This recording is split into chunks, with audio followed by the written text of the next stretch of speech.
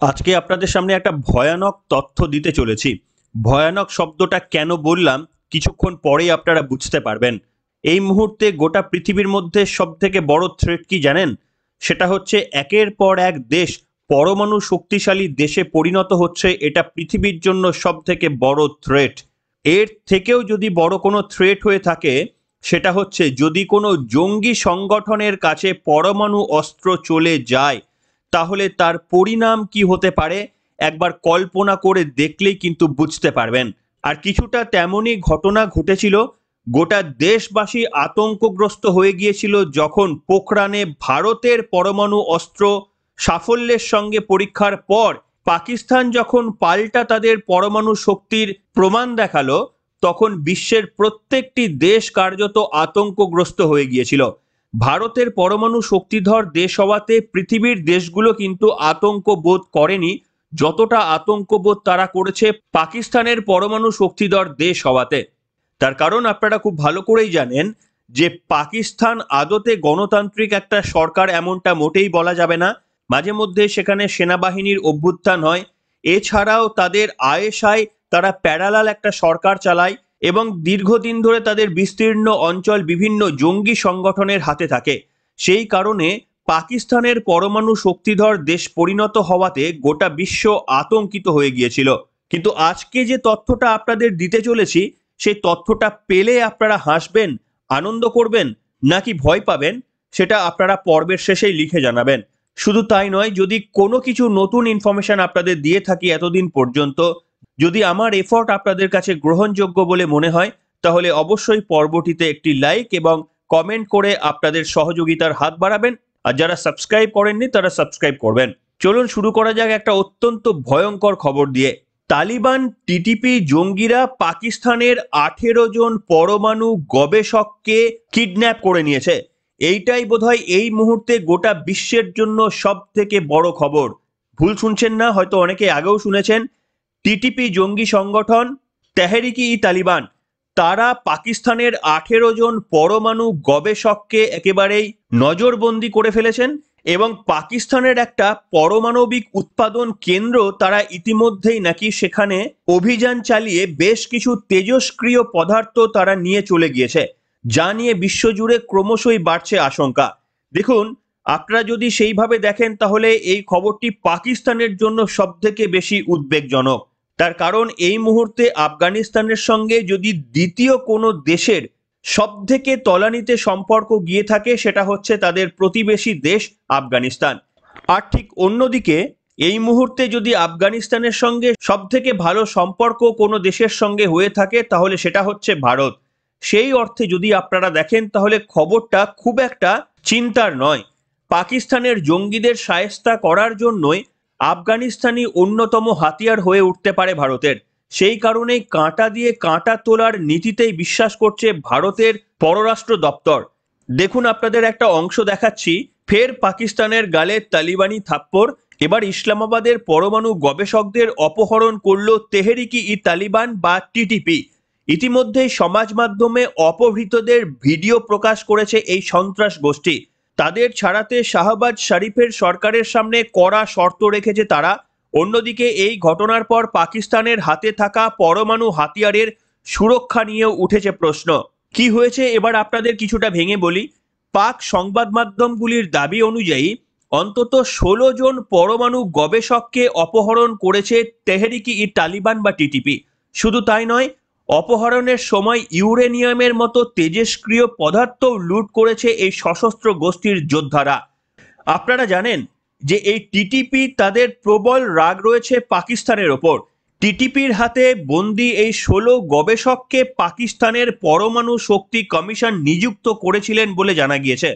অর্থাৎ এরা সেই অর্থে সকলেই পাকিস্তানের কেন্দ্রীয় সরকারের গবেষক।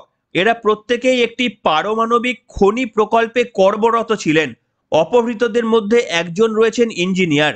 এই যে 16 জন পরমাণু বিজ্ঞানীদের অপহরণ করেছে টিটিপি, তা নিয়ে তারা কার্যত ব্ল্যাকমেল চালাচ্ছে পাকিস্তানের ওপর এবং তারা একের পর এক কঠিন শর্ত রেখেছে পাকিস্তানের কাছে।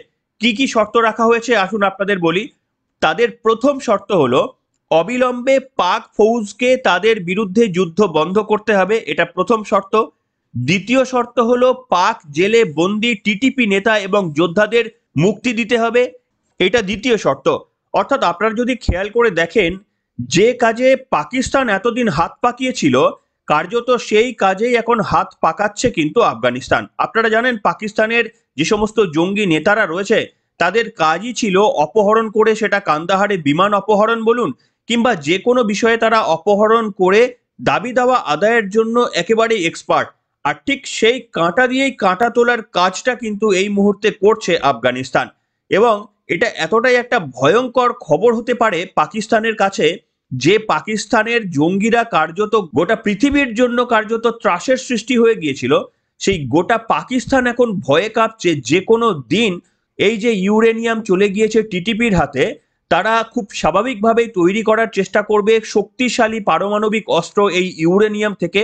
এবং সেটা যদি কোনোভাবে সফল তারা হয়ে যায়, এই যে পাকিস্তানের আণবিক সায়েন্টিস্টদের যে অপহরণ করা হয়েছে তাদের মস্তিষ্ক ব্যবহার করে যদি কোনোভাবে পরমাণু অস্ত্র কোনোভাবে তৈরি করতে পেরে যায় আফগানিস্তান, তাহলে বুঝতে পারবেন যে পাকিস্তানের খেলা কিন্তু শেষ হয়ে যাবে। তাই যে পাকিস্তান এতদিন পর্যন্ত আশপাশের সমস্ত দেশবাসীকে নাজেহাল করে রেখে দিয়েছিল তাদের জঙ্গি মনোভাব দ্বারা, তারাই এখন জঙ্গি নাশকতার হামলায় তারা এই মুহূর্তে চিন্তায় চিন্তিত রয়েছেন। যদিও পাকিস্তানের শাহবাজ শরীফ তারা বলেছেন যে আফগানিস্তান যাদেরকে রিটেনশনের কথা বলছেন তারা নাকি সায়েন্টিস্ট নয়। যদিও আফগানিস্তানের তরফ থেকে পাল্টা ওই প্রত্যেক সায়েন্টিস্টের আই কার্ড বের করে পরিষ্কারভাবে জানিয়ে দেওয়া হয়েছে যে এরা প্রত্যেকে সায়েন্টিস্ট। আসুন সেই চিত্রটা আপনাদের সামনে দেখাই, দেখালেই আপনারাও বুঝতে পারছেন। এই মুহূর্তে দেখছেন 16 জন সায়েন্টিস্টের চিত্র যাদেরকে অপহরণ করেছে আফগানিস্তান, এবং পাকিস্তান যাদের বলেছিল না এরা কেউ সায়েন্টিস্ট নয়, সেইটা ভুল প্রমাণ করার জন্যই আফগানিস্তান কিন্তু তাদের আই কার্ড পর্যন্ত ছেপে দিয়েছে, যা থেকে পরিষ্কারভাবে বোঝা যাচ্ছে তাদের বেশিরভাগই কিন্তু পাকিস্তানের গবেষক বা সায়েন্টিস্ট। শুধু তাই নয়, অপহৃত ওই সায়েন্টিস্টদের একটা ভিডিও জনসমক্ষে এনেছে টিটিপি, এবং সেই বিজ্ঞানীরা পাকিস্তানের কাছে কার্যত বলছেন যে তাদেরকে যেন রেস্কিউ করা হয়। সেই ভিডিওটাও আমরা সংগ্রহ করতে পেরেছি, এবার দেখাবো আপনাদের সামনে। زه حافظ بشیر خپل ملګرو سره محفوظ مقام باندې ناست یو او حکومت ته دا درخواست کوو چې دوی د موږ رهایی زر تر زره بندوبست وکړي او دو مجاهدینو چې کوم مطالبات دي هغه د تسلیم کړي. موږ د ادارې لپاره قربانیانې ورکړي دي، نو نن ضرورت ته چې موږ په دې تکلیف حالت چې دو موږ مرسته وکړي. السلام علیکم। দেখলেন বন্ধুরা, এই রকম যখন একটা পরিস্থিতি, তখন ভাবুন পাকিস্তানের কি হাল এই মুহূর্তে। তবে পাক বিজ্ঞানীদের এই অপহরণের খবর কিন্তু আমেরিকার প্রতিবেদনে বলা হয়েছে, অর্থাৎ আমেরিকাও কিন্তু স্বীকার করে নিয়েছে এর সত্যতা। ভয়েস অফ আমেরিকান প্রতিবেদনে বলা হয়েছে আগ্নেয়াস্ত্র দেখিয়ে পাক বিজ্ঞানীদের অপহরণ করেছে টিটিপি, এরপরে তাদের গাড়িতে আগুনও ধরিয়ে দেওয়া হয়। যুক্তরাষ্ট্রের গোয়েন্দাদের অনুমান ইউরেনিয়ামের সাহায্যে এবার শক্তিশালী বোমা তৈরির চেষ্টা করবে টিটিপি। সেই কারণেই খনি থেকে ওই তেজস্ক্রিয় পদার্থ লুট করেছে তারা। লম্বা সময় ধরে বোমা তৈরির সুপ্ত ইচ্ছা পোষণ করছে বহু জঙ্গি নেতা, সেই রাস্তায় প্রাথমিকভাবে সাফল্য পেল কিন্তু টিটিপি। দেখুন এবার কিছুটা উল্টো দিকে আসি।